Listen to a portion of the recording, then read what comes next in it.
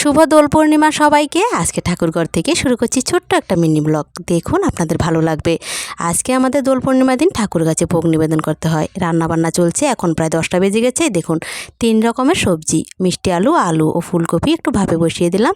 আর এদিকে খিচুড়িটা রান্না করছি গোবিন্দভোগ চাল আর মুগ ডাল দিয়ে। আর এদিকে এখনও সবজি কাটা বাকি আছে, টমেটোগুলো। এদিকে লাবড়ার জন্য সবজি অনেকটা সেদ্ধ করে রেখেছি।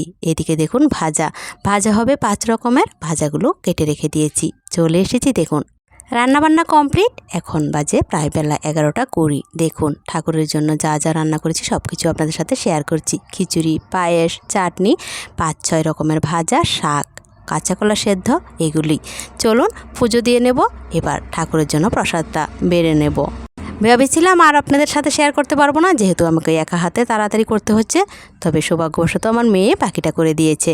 ঠাকুরের জন্য আমি থালা সাজিয়ে নিয়েছি। এবার আমি পুজোটা দিয়ে নেব, আপনারা দেখতে থাকুন। বিয়ে প্রায় 18 বছর হতে চললো। প্রতি বছরে আমাকে এভাবেই করতে হয়, তাই করতে করতে আমার অভ্যাস হয়ে গেছে। এক হাতে সবটা সামলাতে হয়। দেখুন এবার উপর থেকে লাবড়াটা দিয়ে দিলাম, আর চাটনিটা দিয়ে দিলেই থালা সাজানো কমপ্লিট। পায়েসটা আলাদা একটা বাটিতে দেব। কেমন লেগেছে আপনাদের দোল পূর্ণিমার ছোট্ট এই ভোগের মিনি ব্লগ? আমাকে কমেন্ট বক্সে লিখে জানাতে পারেন।